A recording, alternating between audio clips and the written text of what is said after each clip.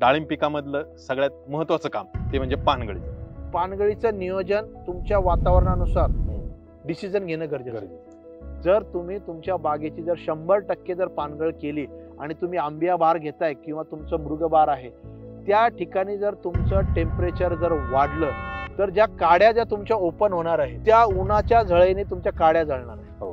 तुमचा बड जो आहे तो जळणार आहे. नैसर्गिक पानगळ होणं खूप म्हणजे खूप महत्वाचं. झाडावरची पानं जी आहे ती 80% खाली गळणं गरजेचं आहे. नैसर्गिक पानगळ जर झाली नाही आणि आपण इथेल वापरलं तरी सुद्धा पानगळ होत नाही. बरेच शेतकऱ्यांना असं पण वाटतं की मी चांगल्या ब्रँडचं, मागच्या वर्षी मी या ब्रँडचं वापरलं मला रिझल्ट आला, किंवा मी त्या कंपनीचं वापरलं म्हणून मला रिझल्ट आला. आपल्याला प्रत्येक सोल्युशनचा पीएच करूनच फवारणीला पुढे जाणं गरजेचं आहे. जर तुमची झाडाची 60% 70% जर पानगळ झाली असेल तर अर्धा मिलीने तुम्हाला इथेल सफिशियंट आहे. जी काही झाडावरची उरलेली पानं आहे ती गळण्यासाठी. एप्रिल मे महिन्याची जी पानगळ असेल त्या पानगळीमध्ये तुम्हाला प्रोफेनोफॉस घ्यायची गरज नाही. हस्तभारामध्ये पाहिजे असा ताण बसत नाही, त्यामुळं त्यावेळेला तुम्ही इथेलच्या जोडीला प्रोफेनोफॉसचा वापर करू शकता. पावसाच्या आतमध्ये आपली जी बाग आहे हिरव्यातून लालमध्ये जाणं गरजेचं आहे. त्याच्यामुळे तुम्हाला फेब्रुवारीच्या आतमध्येच पानगळ करणं गरजेचं आहे. बाग खाली झाल्यानंतर पहिलं पाणी आपल्याला कधी द्यायचं आहे. मृग बहारामध्ये काही शेतकरी आता ज्यांच्याकडे ड्रीप आहे तर काही शेतकरी फ्लडनी पाणी सुद्धा त्या बागेला देतात. पांढरी मुळी फुटण्यासाठी त्याचा फायदा होणार आहे. पाण्याबरोबर काही देणं गरजेचं आहे का? सायटोकायनिननी तुमची मुळी जी आहे त्याची चांगली वाढ होणार आहे आणि ऑक्सिजननी तुमचा जो काही शेंडा जो आहे तो फुटण्यास मदत होणार आहे. हस्तभार असेल तर त्या ठिकाणी नत्रयुक्त खताचा तुम्हाला त्या ठिकाणी टाळायचं. तुम्ही जर पहिल्या पानानंतर लगेच दुसरं जर पाणी दिलं तर त्याच्यातून तगार शेंडा निघण्याची जी शक्यता आहे ती जास्त प्रमाणात राहते. त्याच्यामुळे पहिलं पाणी आणि दुसरं पाणी याच्यामध्ये तुम्हाला अंतर ठेवणं गरजेचं आहे. शेतकरी बंधूंनो नमस्कार. परत एकदा मी आपलं स्वागत करतो आपल्या डाळिंब या पिकाविषयीच्या व्हिडिओच्या सिरीजमध्ये. मित्रांनो, जसं गेल्या व्हिडिओमध्ये अतुल सरांनी आपल्याला सखोल असं मार्गदर्शन आपल्या विश्रांती आणि ताण या डाळिंबाच्या विषयी केलं होतं. मित्रांनो, जर तो व्हिडिओ पाहिला नसेल तर आपण नक्की खाली जी लिंक दिली डिस्क्रिप्शन मध्ये त्या लिंकमध्ये जाऊन तो व्हिडिओ पाहायला विसरू नका.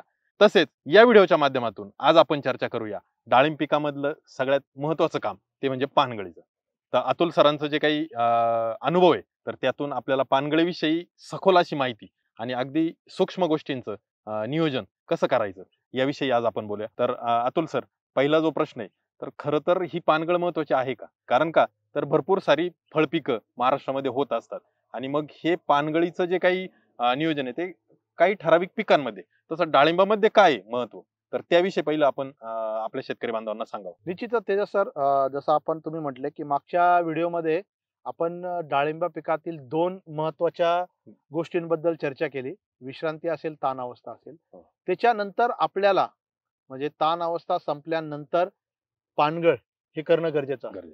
आता तुम्ही जसं म्हटलं की पानगळीचं महत्व डाळिंबा पिकामध्ये काय आहे, तर डाळिंब हे जे पीक आहे हे तुम्हालाही माहिती आहे, रेग्युलर त्याला फुलं येत राहतात.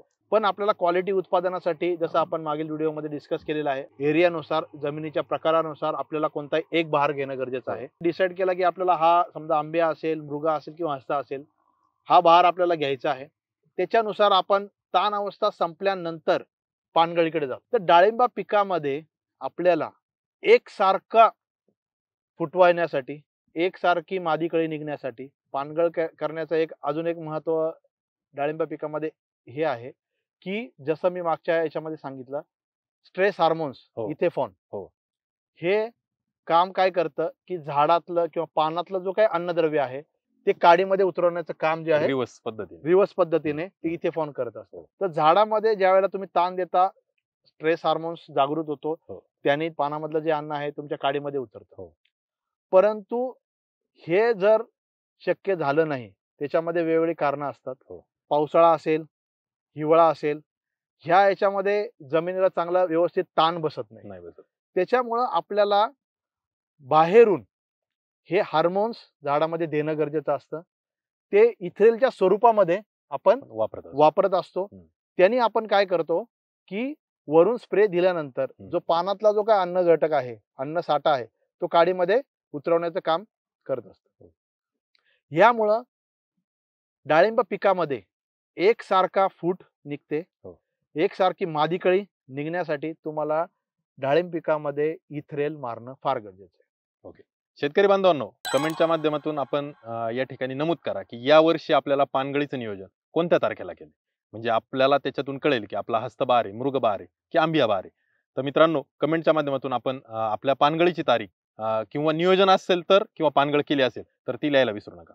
माझा दुसरा असा प्रश्न आहे अतुल सरांना, की पानगळ करत असताना पण समस्या येतात. म्हणजे एकतर पहिली समस्या की पानगळ झालीच नाही, आणि पानगळ करायला गेल्यानंतर सुद्धा जर तुम्ही जसं सांगितलं की काही घटक बाहेरून आपण वापरून नैसर्गिक पद्धतीने न झालेल्या पानगळीला परत एक केमिकल किंवा इतर काही जोड देऊन आपण पानगळ करत जातो, पण तेव्हाही पानगळ होत नाही. तर ती का होत नाही किंवा ती समस्या काय येते? तेजस सर, डाळिंब पिकामध्ये नैसर्गिक पानगळ होणं खूप म्हणजे खूप महत्वाचं आहे. म्हणजे आपण जसं आपण म्हटलं इथ्रेल बाहेरून घेऊन आपण मारतो, हो. बाहेरून आपण ते इथे फॉन हार्मोन झाडामध्ये देतो, मग ते पान पिवळं पडून मग ते खाली पडतं. हो. परंतु डाळिंब पिकामध्ये जर नैसर्गिक पानगळ नाही झाली तर याचा अर्थ तुमच्या काडीमध्ये स्टोरेज कमी होणार आहे. म्हणजे तुम्ही जे आधी काम केलेलं आहे, पानांमध्ये तुमचं जो काही अन्नसाठा जो बनलेला आहे, आणि तो जर तुमच्या काडीमध्ये नाही उतरला तर ते मादी कळी किंवा नरकळी येण्याचे कारण जे आहे ते बनू शकतं. याच्यासाठी नैसर्गिक पानगळ तुमच्या झाडामध्ये होणं गरजेचं आहे. आता याच्यामध्ये नैसर्गिक पानगळ जर झाली नाही तर आपण बाहेरून इथ्रेलचा वापर करतो, पण काही कारणास्तव जसं तुम्ही म्हटले इथ्रेल मारल्यानंतर पानगळ सुद्धा होत नाही. त्याची बरीचशी कारण आहे. याच्यामध्ये पहिलं कारण असं आहे की आपण विश्रांती कालावधीमध्ये किंवा ताण अवस्थेमध्ये आपण चांगलं काम केलेलं नाही. त्यावेळेला जर आपण चांगलं काम केलं तर निश्चितच जो काही स्ट्रेस हार्मोन जो आहे तो तुमच्या झाडामध्ये येणार आहे आणि नैसर्गिक पानगळ पहिली होईल, नंतर गरजेनुसार आपण केमिकलचा वापर त्या ठिकाणी करू शकतो. नैसर्गिक पानगळ जर झाली नाही आणि आपण इथ्रेल वापरलं तरी सुद्धा पानगळ होत नाही. त्याची सुद्धा काही कारण आहेत. याच्यामध्ये पहिलं कारण असं आहे की त्या कालावधीमध्ये जर तुमच्या झाडावरती काही रोग कीड जसं मावा कीड असेल, याचा जर प्रादुर्भाव त्या ठिकाणी जास्त प्रमाणामध्ये जर झाला तर त्या ठिकाणी जे काही पर्णरंध्र आहेत तुमची ती बंद होऊन जातात. बरोबर. म्हणजे जी काही मावा कीड आहे ती काही चिकट द्रव जो आहे तो स्रवत असते. त्यावरती एक बुरशी जी आहे, काळी बुरशी, ती डेव्हलप होत असते आणि त्यामुळं तुमच्या पानाची जी काही पर्णरंध्र आहेत ते बंद होतात. मग तुम्ही त्याच्यानंतर जर इथ्रेलचा वापर जर केला, इथ्रेल हे सिस्टमिक काम करतं. म्हणजे ते तुमच्या पानावरती पडल्यानंतर पानामध्ये आतमध्ये जाणार आहे आणि नंतर त्याचं काम ते करणार, पूर्ण झाडामध्ये गेल्यानंतर ते काम चालू होणार आंतरप्रवाही पद्धतीने. मग जर अशा वेळेला जर तुमच्या बागेवरती किंवा पानांवरती मावा किडीचा प्रादुर्भाव किंवा रोग किडीचा प्रादुर्भाव असेल आणि त्याच्यामुळे जर पर्णरंध्र तुमची बंद झाली असतील तर जे औषध तुम्ही फवारणार आहे ते तुमच्या झाडामध्ये जाणार नाही. दुसरं की तुमची बाग जर रस्त्याच्या कडेला असेल, त्या ठिकाणी जर धुळीचा प्रादुर्भाव जास्त प्रमाणात जर तुमच्या बागेच्या आजूबाजूला असेल तरी सुद्धा धुळीचे कण जे आहे तुमच्या पर्णरंध्रामध्ये जाऊन ते पर्णरंध्र बंद होतात आणि मग सुद्धा जे काय आहे औषध फवारल्यानंतर त्याचा परिणाम तुम्हाला मला वाटतं रस्त्याच्या कडेला बाग असेल तरी समस्या येते आणि आपण विश्रांती किंवा ताण अवस्थेमध्ये फवारण्या बंद केलेल्या असतात तिथेही मोठ्या प्रमाणात येऊ शकते. म्हणजे आपल्या बागेमध्ये धुळीचे कण जसं उडत असतात आणि ते पर्णरंध्रामध्ये जाऊन त्या ठिकाणी साचून राहतात. ही बऱ्यापैकी सर्वच लोकांना ही समस्या दुसरी येते. दुसरी समस्या आणखी काय कारण असू शकतं? हे दोन महत्वाचे जे कारण तुम्हाला मी सांगितली.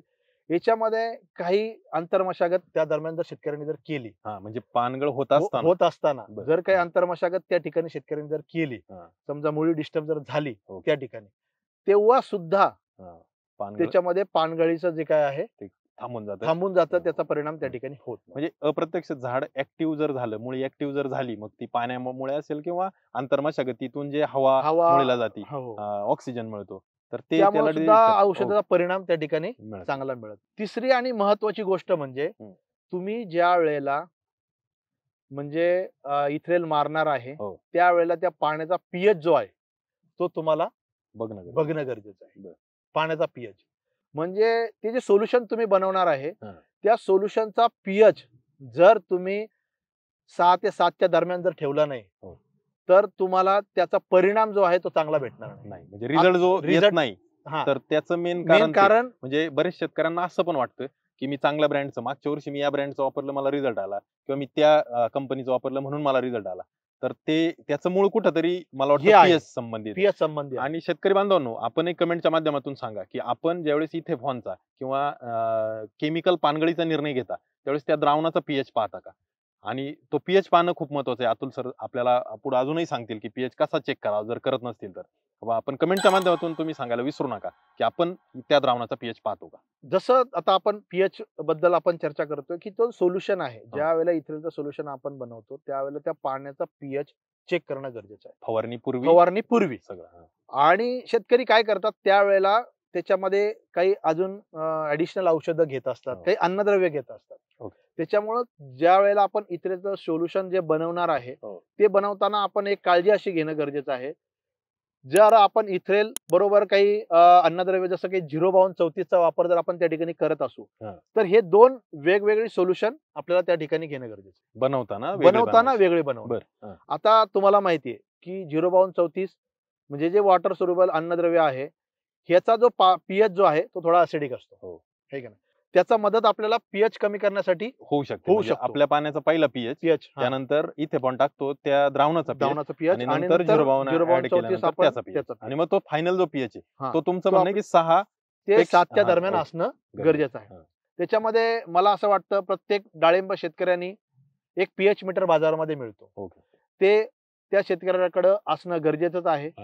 मी शेतकऱ्याला सजेस्ट करेल की इथेनॉलच्या फवारणीलाच नाही तर प्रत्येक फवारणीला जो आपण जर सोल्युशनचा पीएच जर आपण निश्चितच आधी फवारणीच्या आधी जर चेक केला तर त्याचा परिणाम जो आहे प्रत्येक फवारणीचा चांगला जो आहे तो शेतकऱ्याला मिळणार आहे. एक बाब अशी की 05234 चा वापर केल्यामुळे पीएच कमी होईल आणि आपल्याला जो 6 चा वगैरे पीएच ठेवायचा तो मेंटेन होऊ शकतो. जर आपल्याला पीएच वाढवायचा असेल म्हणजे आता इथ्रेलचा विषय की इथ्रेलला आपल्याला पीएच कमी ठेवायला लागतो, पण इतर बुरशीनाशक जे आपल्याला न्यूट्रल स्वरूपात द्यायचे मग पीएच वाढवण्यासाठी काय टाकू शकतो आपण त्या द्रावणात म्हणजे या पानगळीच्या व्यतिरिक्त इतर वेळेस? नाही आता ती कसं आहे पीएचचा आता तुम्हाला एक सांगतो. आता पीएचचं जर आपण सोल्युशन जर आपण बनवायचं असेल आणि सोल्युशन मध्ये आपल्याला पीएच कमी जास्त जर काही करायचं असेल तर सायट्रिक ऍसिडचा वापर जो आहे तो शेतकरी त्या ठिकाणी करतात. त्याच्यामध्ये लिंबू पिळतात, लिंबूचा पण आपण त्या ठिकाणी वापर करू शकतो आणि पीएच जो आहे तो पाण्याचा आपण मेंटेन करू शकतो. आता सर्वसाधारण जर आपण बघितलं तर जर महाराष्ट्रातल्या पाण्याचा जर आपण जर विचार केला तर जो आहे तो अल्कलाईन जो पीएच आहे पाण्याचा सर्व दूर आपल्याला दिसतो. मग आपल्याला तो थोडासा पीएच जर कमी करणं त्या ठिकाणी जर आपल्याला शक्य झालं तर त्या ठिकाणी आपण ज्यावेळेला सोल्युशन बनवणार आहे आपल्याकडे पीएच मीटर जर असेल तो चेक करून आपण पुढे जाऊ शकतो. जर आपला 6 ते 7 पीएच नसेल, जर आपल्याला पीएच कमी करायचा असेल तर त्या ठिकाणी आपण सायट्रिक ऍसिड असेल किंवा लिंबू जर आहे आपलं ते पिळून सुद्धा आपण जो पीएच चा जो आहे त्या ठिकाणी हे करू शकतो. पीएच मीटर सोबत पीएच पट्टी पण येते, लिटमस पेपर आपण म्हणतो, ती स्वस्तातली असते. पण एक आपण म्हणतो की आपल्याला डाळिंब शेतकऱ्याला एक पीएच मीटर घेणं काही अवघड नाहीये, तर त्यांनी तो निश्चितच पीएच मीटर घेऊन आपल्याला प्रत्येक सोल्युशनचा पीएच करूनच फवारणीला पुढे जाणं गरजेचं आहे. तर ह्या 3-4 गोष्टी ज्या आहेत ते इथेनॉलचा जर आपल्याला परिणाम चांगला मिळायचा असेल तर या 3-4 गोष्टी आपल्याला करणं गरजेचं आहे. याच्यामध्ये मी सुरुवातीला जी काही गोष्ट सांगितली काय की मावा किडीमुळं किंवा धुळीमुळं जी पर्णरंध्र आपली बंद झालेली असतात तर ती आपल्याला ओपन करण्यासाठी इथेनॉलचा स्प्रे घेण्याच्या पूर्वी एक दिवस आधी जर साध्या पाण्याने जर बाग आपली धुवून घेतली तर निश्चितच पर्णरंध्र ओपन होणार आहेत आपले आणि पानं ऍक्टिव्ह होतील. त्या ठिकाणी इथेनॉल मारल्यानंतर त्याचं जे शोषण आहे पाण्यामध्ये ते चांगल्या प्रकारे होईल.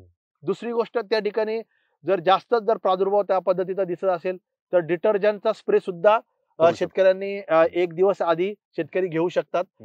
निरमा पावडर वगैरे जे आहे त्याचा स्प्रे आपण त्या ठिकाणी घेऊ शकतो. 3 ते 5 ग्रॅम प्रति लिटरचं प्रमाण आपण त्या ठिकाणी त्याचं घेऊन त्याची आपण फवारणी त्या ठिकाणी जर केली तर निश्चितच पान जे आहे ते आपलं थोडं स्वच्छ होणार आहे, क्लिअर होणार आहे, पर्णरंध्र आपली ओपन होणार आहे आणि त्याच्यानंतर दुसऱ्या दिवशी आपण इथेनॉलचा जर स्प्रे घेतला तर निश्चितच त्याचा परिणाम तुम्हाला चांगला भेटणार आहे. आणि हे का करणं गरजेचं शेतकरी बंधूंनो, आपली पानगळ चांगलं होणं गरजेचं आहे.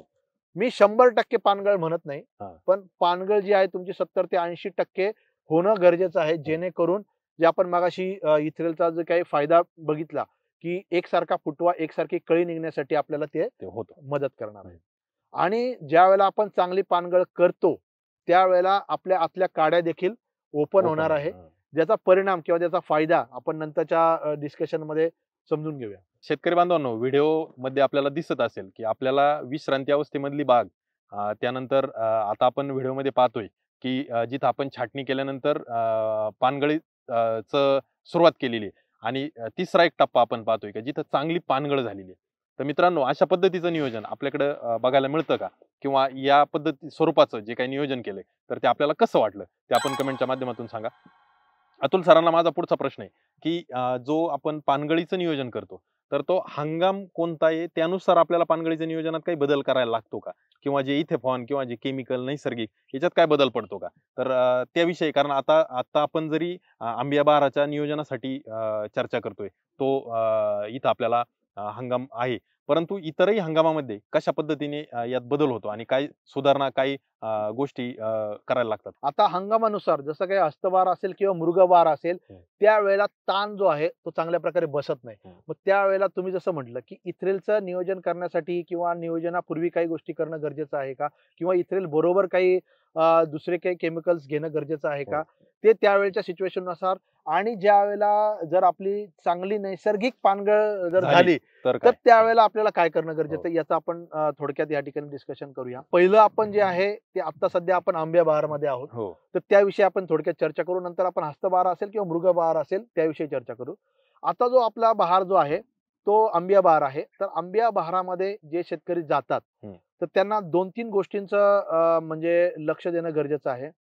एक तर त्यांची जी पानगळ आहे ती आता सध्या म्हणजे डिसेंबर मध्ये त्यांनी ताण दिला असेल आणि जानेवारी मध्ये त्यांना जर पानगळ करायची असेल तर त्यावेळेला टेम्परेचर जे आहे ते कमी असतं, खूप कमी असतं.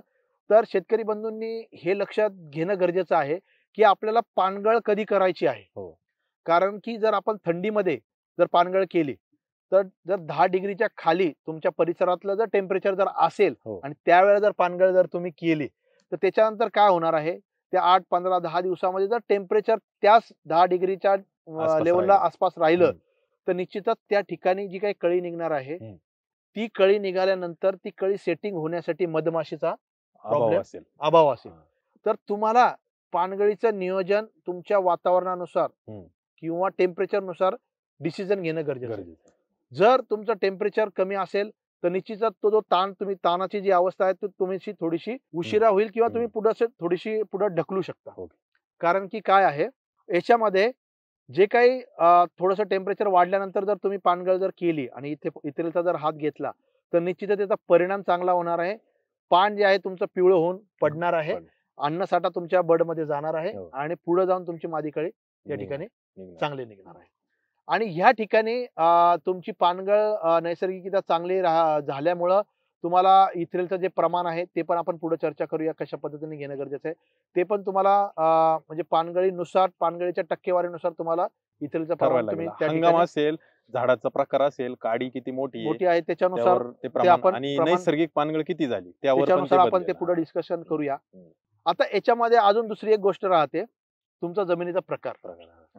आता तुमच्या जमिनीच्या प्रकारानुसार सुद्धा तुम्हाला पानगळीचं जे काही नियोजन आहे ते ठरवायचंय. आता हा झाला आंबिया बहार. आता याच्यामध्ये तुमच्याकडे हस्तबहार असेल किंवा मृगबहार असेल, या वेळेला आपल्याला जो ताण आहे त्या ताणामध्ये नैसर्गिक पानगळ जी आहे अशी पाहिजे अशी आपल्याला मिळत नाही. मग त्यावेळेला आपल्याला 2 गोष्टी करायच्या असतात. पहिली गोष्ट म्हणजे आपल्याला झाडावरची पानं जी आहे ती 80% खाली गळणं गरजेचं आहे. मग आपल्याला आपण जर आपली नैसर्गिक पानगळ 10-20% जर झाली असेल आणि आपण इथ्रेलचा स्प्रे त्या ठिकाणी प्युअर म्हणजे प्लेन इथ्रेलचा जर स्प्रे घेत असू तर निश्चितच त्याचा परिणाम जो आहे तो आपल्याला चांगला मिळणार नाही. जी पानं जी आहे त्याच्यामुळे टेम्परेचर किंवा हवामान, वातावरण, ताणाच्या कंडिशन मध्ये झाडाला ताण आपल्याला चांगला न बसल्यामुळं तेवढ्या प्रमाणामध्ये पानगळ होत नाही. मग त्या ठिकाणी आपल्याला आपण म्हणतो प्रोपेनोफॉस जे आहे त्याचा वापर त्या ठिकाणी करणं म्हणजे इथेफॉनच्या जोडीला त्या ठिकाणी तुम्ही त्याचा वापर करू शकता.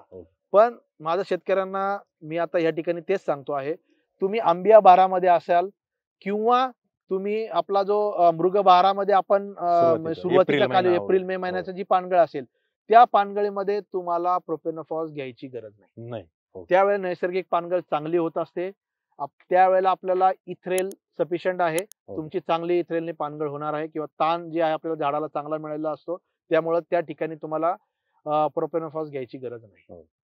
परंतु ज्या वेळेला तुम्ही हस्तभार घेता, हो. हस्तभारामध्ये पाहिजे असा ताण बसत नाही. त्यामुळं त्यावेळेला तुम्ही इथ्रेलच्या जोडीला प्रोफेनोफॉसचा वापर करू शकता. हो. इथ्रेल इथेफॉन आणि प्रोफेनो दोन्ही एकत्र केल्यामुळे आपल्याला लवकर पानगळ होते. लवकर पानगळ होते. दोन्ही वेगळ्या वेळेला वापरणं म्हणजे असंही पण जर केलं, जर आपण इथेफॉन आधी वापरलं आणि नंतर प्रोफेनो वापरलं तर ते पण सोयीस्कर म्हणजे चांगला मुद्दा तुम्ही या ठिकाणी काढला, की आपण जर इथेफॉनचा तुमची जर 40-50% पानगळ झालेली आहे हो. आणि इथेफॉनचा आपण त्या ठिकाणी वापर केला. हो. आपण 4-5 दिवस 6 दिवस थांबून हो. आपण झाडाचं जे काही रिॲक्शन आहे ते बघितली. हो. झाड पिवळं पडून म्हणजे पानं आपली पिवळी पडून जर गळत असतील हो. तर आपल्याला प्रोपेनोफॉसकडे जायची गरज नाही. आपण इथ्रेल मारून सुद्धा जर झाड त्या ठिकाणी पिवळं पडलेलं नाही, म्हणजे स्पीड मिळालं नाही, मिळालं नाही चालना तर मिळत त्या नाही. ठिकाणी आपल्याला प्रोपेनोफॉस घ्यायची गरज आहे. बरं. दुसरी गोष्ट, आपण इथ्रेल मारलं आणि काही नैसर्गिक याच्यामुळे पाऊस झाला, ओके. तर त्या ठिकाणी आपला जो काही बहार आहे तो तुटणार आहे. हो, म्हणजे लीक होणार आहे, बाग प्रकार त्या ठिकाणी लीक होणार आहे. मग त्या ठिकाणी आपल्याला काय करणं गरजेचं आहे, लगेच आपल्याला प्रोपेनोफॉस मारून पानगळ करणं गरजेचं आहे. म्हणजे आपल्याला त्या ठिकाणी थांबायचं नाही. म्हणजे आपण त्या ठिकाणी इथ्रेल परत आपण पुढच्या इथ्रेलची वाट बघून म्हणजे पानं पिवळे पडून खाली गळणार त्या ठिकाणी आपल्याला थांबणं गरजेचं आपण इथेफॉन वापरल्यानंतर जर पाऊस पडला किंवा अवकाळी झालाय तर जमिनीला पाणी मिळालंय, मुळीला पाणी मिळालंय, बाग लीक होणार आहे तुमची. मग त्या ठिकाणी आपल्याला थांबायचं नाही. त्या ठिकाणी आपण प्रोपेनोफॉस घेऊन जशी आहे तशी ते हिरवी पानं आपल्याला ड्रॉप करायची आहे आणि आपल्याला पुढे निघून जायचं. आता याच्यात इथेफॉनचा फायदा तुम्ही शेतकऱ्यांना सांगितला की पान पूर्ण जे काही अन्नद्रव्य पानामध्ये बनलं, इथेफॉन वापरलं की तो स्ट्रेस हार्मोन रिलीज करतं आणि त्याचं पानातील अन्नरस काडीमध्ये येतो, म्हणजे झाडामध्ये, आणि त्यानंतर ते पान खाली पडतं. हा त्याचा फायदा आहे. आता प्रोफेनो जर वापरलं तर प्रोफेनोचे मुळे पानातील अन्नरस काडीत येतच नाही, असं तुमचं म्हणणं आहे. परंतु प्रोफेनोच्या दुसरे काय फायदे आहेत का? प्रोफेनो वापरल्यामुळे अजून काही मदत होऊ शकते? तुम्हाला मी मगाशी म्हटलं की जे हिरवच पान आहे प्रोफेनो वापरल्यामुळं, जसं इथेफॉननी तुमचं पान पिवळं होऊन गळणार आहे, प्रोफेनोफॉसनी तुमचं पान जे आहे हिरवच खाली पडणार आहे. परंतु त्याचा एक बेनिफिट आपण एक म्हणू शकतो की एक ते अंडीनाशक आहे.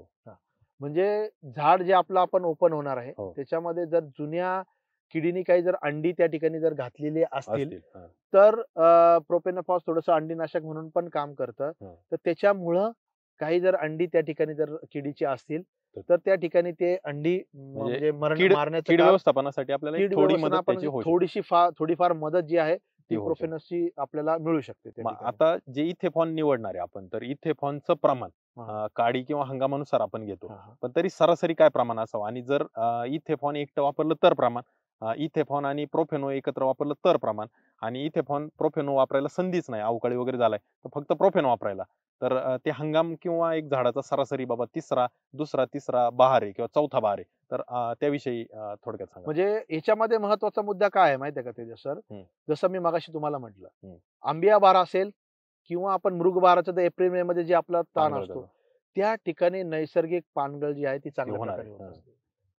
जो आंबिया बहार आहे त्या ठिकाणी जी पानगळ होणार आहे, जर तुमच्या झाडाची पानगळ 40-50% झाली, 60-70% झाली, तर त्या ठिकाणी तुमचं इथ्रेलचं प्रमाण जे आहे ते बदलणार. तुमचा मृग बहार आहे त्या ठिकाणी तुम्ही जर ताण दिला तर जवळजवळ 70 ते 80% पानगळ जे आहे ते त्या बहारामध्ये, कारण की त्यामध्ये समर असतंय, उन्हाळा असतो, त्यामुळं ताण चांगला झाडाला बसतो. मग त्या ठिकाणी जी काही तुम्हाला पानगळ करायची आहे त्यावेळेचं ते इथ्रेलचं प्रमाण तुमचं वेगळं असणार. झाडाच्या पानगळीच्या टक्केवारीनुसार मी तुम्हाला सांगतो, जर तुमची 5 ते 10% पानगळ झाडाची जर झाली असेल तर त्या ठिकाणी तुम्हाला 2 मिलीचं प्रमाण तुम्हाला इथेफॉनचं म्हणजे इथ्रेलचं घ्यायचं. जर तुमची झाडाची पानगळ 20% झाली असेल, 20 ते 25%, 30% पर्यंत झाली असेल, तर तुम्हाला त्या ठिकाणी 1.5 मिलीचं प्रमाण घ्यायचं आहे. तुमचं 30 ते 40% तुमची झाडाची पानगळ झाली, 40% 50% पर्यंत, तर 1 मिली तुम्हाला प्रमाण त्या ठिकाणी इथ्रेलचं घ्यायचंय. जर तुमची झाडाची 60% 70% जर पानगळ झाली असेल हा. तर अर्धा मिलीने तुम्हाला इथ्रेल सफिशियंट आहे ओके. जी काही झाडावरची उरलेली पानं आहे ती गळण्यासाठी. ओके. आणि जर तुमच्या झाडाचा 80% जर पानगळ झाली असेल तर तुम्हाला इथ्रेल घ्यायची गरज नाही. तुमची जी 20% पानं झाडावर राहिलेली आहेत हो. ती तुम्हाला झाडावर पानं राहणं गरजेचं आहे. ओके. याचं कारण तुम्हाला असं सांगतो, शेतकरी बंधूंनो थोडं लक्ष द्या या ठिकाणी. जर तुम्ही तुमच्या बागेची जर 100% जर पानगळ केली आणि तुम्ही आंबिया बहार घेताय किंवा तुमचं मृग बहार आहे, त्या ठिकाणी जर तुमचं टेम्परेचर जर वाढलं तर ज्या काड्या ज्या तुमच्या ओपन होणार आहेत त्या उन्हाच्या झळेने तुमच्या काड्या जळणार आहे. हो. तुमचा बड जो आहे तो जळणार आहे. ओके. त्यामुळं त्या ठिकाणी तुम्हाला जे आहे 10-20% पानं तुमच्या झाडावर राहणं गरजेचं आहे. खास करून आंबिया बहार किंवा जो किंवा आपण, मृगबहार हा, या ठिकाणी मृगाच्या सुरुवातीला तुम्ही पानगळ केली हं. आणि काही कारणास्तव तुम्हाला त्या ठिकाणी जे पहिलं पाणी द्यायचं आहे हं. त्याचा कालावधी तुमचा वाढला वाढला. आणि ऊन त्या ठिकाणी ताप त्या ठिकाणी जर पडली जसं मी तुम्हाला हो, आता हो. सांगितलं तर त्या ठिकाणी डोळे जळण्याची. डोळे जळण्याची काडी जळण्याची समस्या येऊ शकते. म्हणून तुमच्या झाडावरती 10 ते 20% पानं राहणं गरजेचं. गरजेचं आहे. म्हणून मी जसं तुम्हाला आता सांगितलं तुमच्या नैसर्गिक पानगळीच्या टक्केवारीनुसार तुम्हाला इथ्रेलचं प्रमाण त्या ठिकाणी ठरवायचंय. आता हा झाला आंबिया आणि मृग बहारातल्या तानाचा व्यवस्थापनाचा. ज्या वेळेला तुम्हाला हस्तबहाराचं नियोजन करायचंय त्यावेळेला इथ्रेलचं प्रमाण जे तुम्हाला जसं मी आत्ताची टक्केवारी सांगितली त्याचप्रमाणे टक्केवारीनुसार घ्यायचं आहे. परंतु समजा तुम्ही पानगळ तुमची 10-20% त्यावेळेला झालेली आहे आणि तुम्ही इथ्रेलचं प्रमाण घेताय, तुम्ही 2 ml ने तुम्हाला इथ्रेल त्या ठिकाणी तुम्ही मारलं, तुम्ही 4-5 दिवसाच्या अंतरामध्ये जर तुम्हाला त्या ठिकाणी कळालं की इथ्रेलचा परिणाम तुमच्या झाडावरती झालेला नाहीये, मग त्या ठिकाणी तुम्हाला पुढच्या फवारणीला जोड जो आहे तुम्हाला प्रोफेनोफॉसची द्यावा लागेल. मग तुम्हाला त्या ठिकाणी जर तुम्ही 2 ml ने तुम्ही इथ्रेल पहिल्या फवारणीला जर घेतला असेल तर दुसऱ्या फवारणीला तुम्हाला इथ्रेलचं जे प्रमाण आहे ते कमी करायचं आहे. 1 ते 1.5 मिलीचं प्रमाण तुम्हाला इथ्रेलचं घ्यायचं आहे आणि मग तुम्ही त्या ठिकाणी 3 ते 5 मिली पर्यंत तुम्हाला जो आहे प्रोफेनोचा जो आहे तुम्ही वापर करू शकता. तुमच्या झाडावरती पानांच्या अवस्थेनुसार किंवा पर्सेंटेज नुसार तुम्ही जे काही प्रोफेनोचं जे प्रमाण आहे ते कमी जास्त करू शकता. जास्त पण प्रमाण तुम्हाला प्रोफेनोफॉसचं घ्यायचं नाही, लक्षात घ्या. मग तुम्हाला आता मी ज्या पद्धतीने सांगितलं ते तुम्हाला हस्तबहाराचं नियोजन तुम्हाला करायचं. मित्रांनो, जसं अतुल सरांनी सांगितलं की इथेफॉन किंवा प्रोफेनो, तर यापैकी कोणता घटक आपल्याला चांगला परिणामकारक ठरतो तर ते कमेंटच्या माध्यमातून सांगा आणि प्रमाण आपण किती वापरता तेही तिथं नमूद करायला विसरू नका. आपल्याला ज्या 2 पैकी कोणत्या घटकाचे चांगले परिणाम मिळाले ते इतरही शेतकरी बांधवांना कळू द्या आणि मला वाटतं खूप महत्वाचं राहील की त्यानुसार आपल्याला पुढे शेतकरी बांधवांना ते नियोजन करता येईल.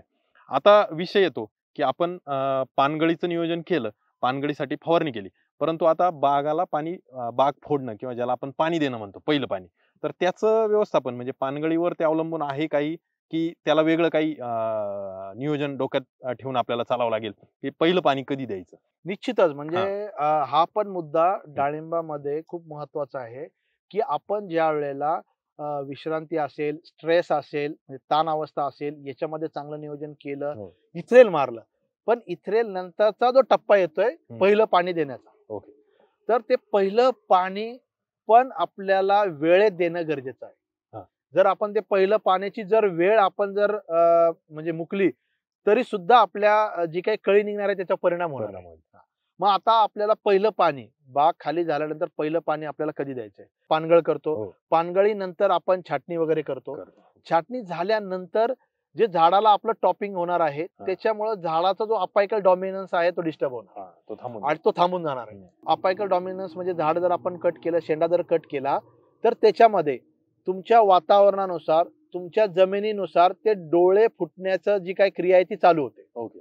म्हणजे याच्यामध्ये जर तुमची भारी जमीन असेल, थोडं त्या जमिनीमध्ये वातावरणामुळे समजा आंबिया बहार असेल आणि वातावरण थंड आहे किंवा दव पडतं, कधी दव पडतं, त्याच्या परिणामामुळे काय होतात, डोळे फुटायला चालू होतात. आणि तुम्ही जर पाणी म्हणजे पानगळ केल्यानंतर 8 ते 10 दिवसामध्ये किंवा 10 ते 12 दिवसामध्ये पाणी जर तुमच्या बागेला जर दिलं नाही आणि डोळे फुटायला जर चालू झाले तर ते डोळे कमकुवत डोळे निघतात. म्हणजे तुम्हाला पानगळ केल्यानंतर आंबिया बहारामध्ये पानगळ केल्यानंतर तुमची जमीन जर भारी असेल, तुमच्या एरियामध्ये दव जर पडत असेल तर तुमचे डोळे फुटण्यास चालू होतात, लवकर चालू होतात. मग तुम्हाला काय करायचंय, पानगळ केली तुम्ही आणि पानगळीनंतर तुमचा जो काही छाटणी असेल किंवा तुमचे बेड भरणं असेल, खत भरणं असेल, तिथला अंतर्मशागत ज्या काही गोष्टी असेल त्या सर्व करून जे पहिलं पाणी आहे तुम्हाला 10 ते 12 दिवसाच्या आत त्या ठिकाणी पहिलं पाणी गरजेचं आहे. आणि दुसरी गोष्ट त्याचं सर, म्हणजे तुमच्या जमिनीच्या प्रकारानुसार सुद्धा पहिलं पाणी कधी द्यायचंय ते तुम्हाला ठरवायचंय. याच्यामध्ये जर तुमची जमीन काळी असेल आणि तुम्ही आंबियाबार जर घेत असाल तर तुम्हाला हे लक्षात घेणं गरजेचं आहे की तुम्ही पहिलं पाणी दिलं, तुमची जी बाग हार्वेस्टिंगला येणार आहे हे जून जुलै ऑगस्ट या दरम्यान तुमचं साधारणपणे 5 महिने 6 महिने किंवा 7 महिने घेणार आहे आणि ती हार्वेस्टिंगला तुमची बाग त्या कालावधीमध्ये जाणार आहे. मग तुमची जर जमीन पाणी धरून ठेवणारी असेल, तुमची जर जमीन काळी असेल तर तुम्हाला पहिलं पाणी अशा वेळेला द्यायचंय की जेणेकरून जून मध्ये किंवा जास्तीत जास्त 15 ऑगस्टच्या आत तुमची बाग जी आहे ती खाली होणार आहे. जर आपण ज्या जमिनीमध्ये पाणी धरून ठेवणारी जर जमीन असेल आणि त्याची हार्वेस्टिंग जर आपण ऑगस्ट एंड किंवा सप्टेंबर मध्ये जर गेली तर फळांवरती काळे डाग येण्याची शक्यता जास्त प्रमाणामध्ये पाणी धरून ठेवणारी म्हणजे निचरा ज्या जमिनीचा कमी आहे किंवा जी जमीन थोडीशी मध्यम ते भारी प्रकारामध्ये आहे त्या जमिनीमध्ये काय होतं त्यावेळेला, पाऊस झाला, पहिले आपले पाऊस होतात 1-2 पाऊस जून जुलै मध्ये जर झाले, जून मध्ये जर पहिला पाऊस झाला, दुसरा पाऊस झाला, त्याच्यामध्ये पाणी जमीन जोपर्यंत जिरून जाणार तोपर्यंत ठीक आहे. पण जर आपण जुलैमध्ये गेलो, ऑगस्ट मध्ये गेलो तर पाणी धरून ठेवण्याची क्षमता जर जमिनीची जास्त असेल, संपून जाते, त्या ठिकाणी पाणी साचणार आहे, त्या ठिकाणी असं क्लायमेट किंवा वातावरण तयार होणार आहे ज्याचा परिणाम जो आहे तुमच्या लाल जे फळ आहे त्याच्यावर जे काळे डाग जे येणार आहे त्याच्यावर होत असतो. त्याच्यामुळे आपण पहिलं पाणी जे देणार आहे किंवा आपण पानगळ जे करणार आहे त्याचं डिसिजन तुम्हाला आत्ताच घ्यायचं आहे, जेणेकरून तुमचे जून किंवा जुलैमध्ये बाग तुमची खाली. आणि ज्या भागामध्ये सुरुवातीचा पाऊस फारसा नाही तर तिथं थोडस निवांत तुम्ही डिले ते पण डिसिजन तुम्ही घेऊ शकता. तुमच्या एरियामध्ये जर तुम्हाला जून जुलै ऑगस्टच्या नंतर जर पाऊस जो आहे तो जास्त भरतीचा पाऊस आहे तो येणार असेल तर तुम्ही थोडस त्या ठिकाणी ते डिले करू शकतो. शेतकरी बांधवांनो, आता जे मुद्दा होता की पानगळ करायची आणि पहिलं पाणी जे द्यायचं, तर त्याचं धोरण आपण ठरवतोय फळ काढणी आपल्याला कशी घ्यायची. म्हणजे बाजार भावाचा विचार आहेच, परंतु त्यासोबत आपल्याला कमी संकटांचा सामना करावा, त्यानुसार आपल्याला हा निर्णय घ्यावा लागेल, जेणेकरून आपल्याला परतीचा पाऊस किंवा अति जास्त जे पाऊस प्रमाण चालतं तोपर्यंत आपली बाग शक्यतो हार्वेस्ट झाली तर ती फायद्यात. दुसरं, काही बागांमध्ये बॅक्टेरियल ब्लाइट तेल्याचा प्रादुर्भाव असतो, तर अशा बागांमध्ये सुद्धा तुम्हाला डिसिजन घ्यायचंय की तुम्हाला पाणी कधी द्यायचंय किंवा इथ्रेल कधी मारायचंय. ज्या वेळेला पाऊस पडणार आहे त्यावेळेला तुमची बाग जी आहे ती हिरव्यातून लालच्या रंगामध्ये जाणं गरजेचं आहे. फळ तर ते जे फळ आहे तुमचं जर पावसामध्ये जर हिरव्यामध्ये राहिलं तर त्या ठिकाणी तेलाचा प्रादुर्भाव तुमच्या बागेमध्ये जास्त येणार आहे. जर तुमचं म्हणजे लाल कलर मध्ये जर गेलं तर त्या ठिकाणी पाऊस जरी आला तर अशा बागेमध्ये जर बॅक्टेरियल ब्लाइटचा किंवा तेलाचा प्रादुर्भाव असेल तर तो आपल्या फळांवर जास्त जाणवत नाही किंवा येत नाही. तर हिरवी जर फळं जी आहे ती आपल्याला पावसाच्या आतमध्ये आपली जी बाग आहे हिरव्यातून लालमध्ये जाणं गरजेचं आहे. त्याच्यामुळे तुम्हाला फेब्रुवारीच्या आतमध्येच पानगळ करणं गरजेचं आहे. तुम्ही जर फेब्रुवारीच्या पुढे जर गेलात तर तुमची जी काही हिरवी फळं आहे ती पावसाळ्यात येणार आहे आणि त्या ठिकाणी बॅक्टेरियल ब्लाइटचा प्रादुर्भाव तुमच्या फळांना किंवा तुमच्या झाडांवर येणार आहे. तर हे जे काही 2-3 मुद्दे मी आता तुम्हाला सांगितले, पाणी आंबिया बहारचं कधी द्यायचं आहे आणि त्याचं नियोजन तुम्हाला अशा पद्धतीने करणं गरजेचं आहे. शेतकरी बांधवांनो, आपण पानगळीचं जे नियोजन आहे तर आपण नेमका कोणता बहार घेता ते कमेंटच्या माध्यमातून आम्हाला या ठिकाणी सांगा. आणि आता एक शेवटचा पण मला वाटतं थोडासा नियोजनाच्या माध्यमातून महत्वाचा विषय, की पानगळचं औषध फवारल्यानंतर किंवा पानगळीचं नियोजन केल्यानंतर आपल्याला खतांचा डोस शेतकरी देत असतात. तर मग आपल्याला पानगळ खतांचं नियोजन आणि खतं देताना खास करून जे बेड फोडतात जमिनीत जी खतं टाकतात ते, आणि त्यानंतर पहिलं पाणी, तर याबद्दल आपण काय सांगाल की कशा पद्धतीने आपल्याला ते ठरवायला लागेल. याच्यामध्ये म्हणजे माझं शेतकऱ्यांना एक म्हणणं राहील की तुम्हाला मी जसं सांगितलं तुमच्या एरियानुसार जमिनीच्या प्रकारानुसार पानगळ केल्यानंतर 8 ते 10 दिवसाच्या 12 दिवसाच्या वेळेमध्ये तुम्हाला सर्व हे जे नियोजन तुम्हाला करायचं. हं. परंतु काही शेतकरी काय करतात, सायमल्टेनियसली पानगळ करायच्या आधी किंवा पानगळ केल्यानंतर बेड वगैरे फोडून हं. लगेच खताचं नियोजन करत असतात. हां. तर ह्या ठिकाणी शेतकऱ्यांनी काळजी अशी घेणं गरजेचं आहे.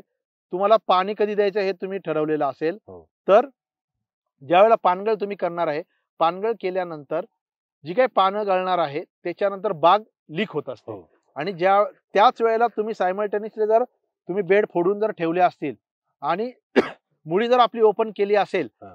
तर त्या ठिकाणी बाग लीक होणार आहे आणि त्या डोळ्यामधून पानं बाहेर येण्याची जी काही प्रक्रिया आहे ती चालू होणार आहे.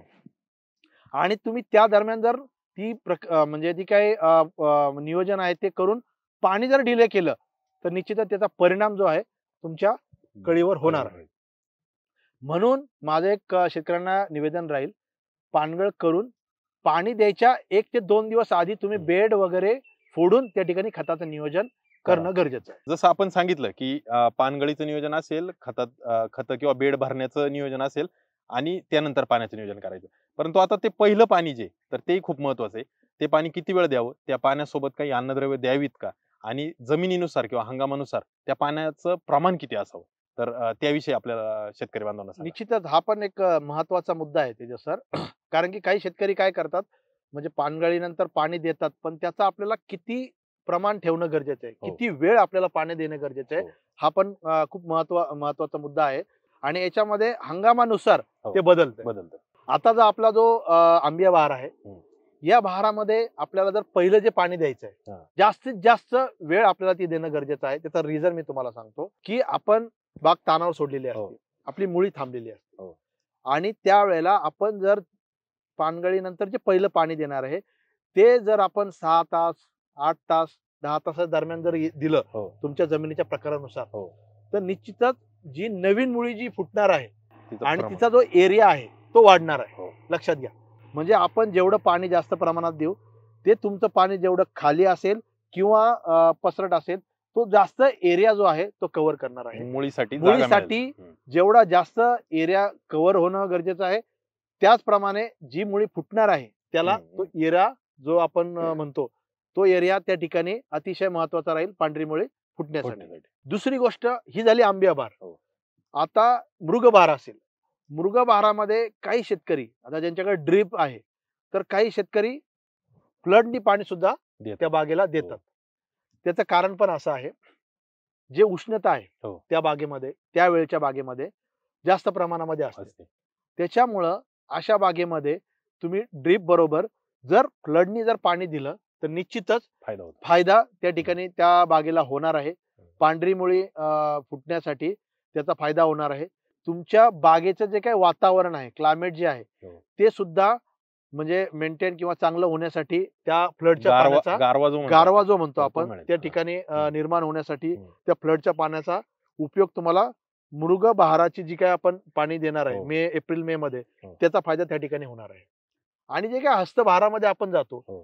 त्या ठिकाणी आपसुकच म्हणजे ओल चांगलं पाण्याचं जे प्रमाण आहे ते चांगलं असतं. मग त्या ठिकाणी तुम्ही जमिनीच्या याच्यानुसार 3 तास, 4 तास, 5 तास जे आहे ते देऊ पाणी त्या ठिकाणी हं. देऊ शकता.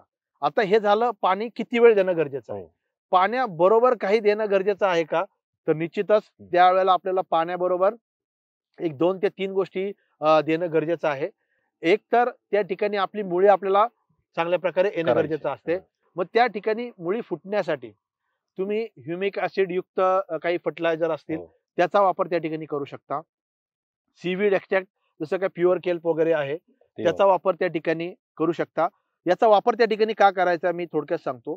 सीवीड एक्स्ट्रॅक्ट मध्ये ऑक्झिन आणि सायटोकायनिन हे जे 2 हार्मोन्स आहेत, जे आपण ग्रोथ हार्मोन्स म्हणतो, हां. त्याचा रेशो जो आहे तो त्या ठिकाणी आमच्या म्हणजे जे प्युअर केल्प जे आहे, सीवीड एक्स्ट्रॅक्ट बेस्ड हो. जे औषध आहे त्याच्यामध्ये मेंटेन केला असतो. सायटोकायनिननी तुमची मुळी जी आहे त्याची चांगली वाढ होणार आहे. वाढ. आणि ऑक्झिननी तुमचा जो काही शेंडा जो आहे तो फुटण्यास मदत होणार आहे. म्हणून त्या ठिकाणी तुम्ही प्युअर केलचा वापर त्या ठिकाणी करू शकता. मायक्रोरायझा जो आहे, महाराजा नावाने मार्केटमध्ये मिळतं, ओके. त्याचा देखील वापर तुम्ही त्या ठिकाणी करू शकता. स्फुरद विरघळणारे जीवाणू असतील किंवा पोटॅश विरघळणारे जीवाणू असतील, पोटॅश त्याच्यात उपलब्ध करणारे जीवाणू असतील, हो. त्याचा देखील वापर जर तुम्ही या पाण्यामध्ये जर केला, तर निश्चितच त्याचा फायदा जो आहे तुम्हाला त्या ठिकाणी होईल. होणार आहे. नंतर काही अन्नद्रव्य म्हणजे जसं की वॉटर सोल्युबल वगैरे वॉटर सोल्युबलचा सुद्धा वापर तुम्ही त्या ठिकाणी करू शकता, जसं की 0 बाउंड 34 असेल, ओके. 13-40-13 असेल हा. किंवा 12-61 असेल. आपण ते जसं पण phosphorus- हंगामावर ठरवायला लागेल हंगामावर की तुम्हाला त्या आपला- ठिकाणी हा. ठरवायचं म्हणजे आहे. फुटवा जास्त हस्तवार असेल हा. तर त्या ठिकाणी नत्रयुक्त खताचा तर तुम्हाला टाळायला त्या ठिकाणी लागेल. टाळायचं. मग त्या ठिकाणी स्फुरदयुक्त खतं असेल, पोटॅशयुक्त खतं असेल, त्याचा तुम्ही जमिनीच्या म्हणजे विद्राव्य खताचा जो वापर त्या ठिकाणी तुम्ही करू शकता. ओके. आणि तुम्ही मृग बहारामध्ये जाताय, हो. मग त्या ठिकाणी तुम्ही थोडंसं 13-0-45 असेल, 13-40-13 असेल, तर याचा ते वापर त्या ठिकाणी करू. तुम्ही करू शकता. अगदी महत्वाची गोष्ट होती की आपल्याला अन्नद्रव्याचाही वापर तिथं करणं गरजेचं आहे. गरजेचं आहे. आणि मला असं वाटतं त्याला कारण की आता जे पहिलं पाणी दिले त्यानंतर दुसरं पाणी खूप उशिरा असणार. उशिरा आपण तोपर्यंत देत असतो. आपली त्याचा बाग फुटायला कालावधी चालू होईल. त्याचा कालावधी आपण जास्त का ठेवतो, हा. की पहिलं जे पाणी दिलेलं आहे त्याच्यामध्ये काय होतं, तुमची मुळी थोडीशी डेव्हलप होते. वातावरणामध्ये आर्द्रता तुमच्या काडीमध्ये येत असते. काडीमध्ये जे कार्बोहायड्रेट आहे त्याच्यामुळं बड आहे हो. किंवा डोळा आहे, फुटण्याची प्रक्रिया चालू होत असते. हो. आणि तुम्ही जर पहिल्या पानानंतर लगेच जसं दुसरं जर पाणी दिलं हा. तर त्याच्यातून तगार किंवा फुटवे फुटायची शक्यता, वॉटर शूट शेंडा निघण्याची जी शक्यता आहे ती जास्त प्रमाणात राहते. हा. त्याच्यामुळे पहिलं पाणी आणि दुसरं पाणी याच्यामध्ये तुम्हाला अंतर ठेवणं गरजेचं आहे. तर मित्रांनो, पानगळ याविषयी आपल्याला या व्हिडिओतून जी माहिती मिळाली ती कशी वाटली ती कमेंटच्या माध्यमातून आम्हाला जरूर सांगा. आणि मित्रांनो, पुढे आपल्याला असेच कोणत्या टॉपिकवर चर्चा घडवून आणायची, डाळिंब पीक असेल किंवा इतरही पिकांची, तर तेही कमेंटच्या माध्यमातून कळवा. अतुल सर, मला वाटतं खूप सखोल असं आपण माहिती शेतकरी बांधवांना दिली की जी पानगळीच्या बाबतीत होती. मित्रांनो, असेच पुढे डाळिंब पिकाविषयी जे काही महत्वाचे टप्पे आहेत तर त्यावर आपण व्हिडिओच्या माध्यमातून माहिती देऊया. हा व्हिडिओ आपल्याला आवडल्यास लाईक करा. आपल्या इतरही शेतकरी बांधवांना हा व्हिडिओ शेअर करायला विसरू नका. आणि ॲग्रोस्टारला जर अजूनही आपण सबस्क्राईब केलं नसेल तर ॲग्रोस्टारच्या युट्यूब चॅनलला सबस्क्राईब करायला विसरू नका. तुर्तास आपण या ठिकाणी रजा घेऊ.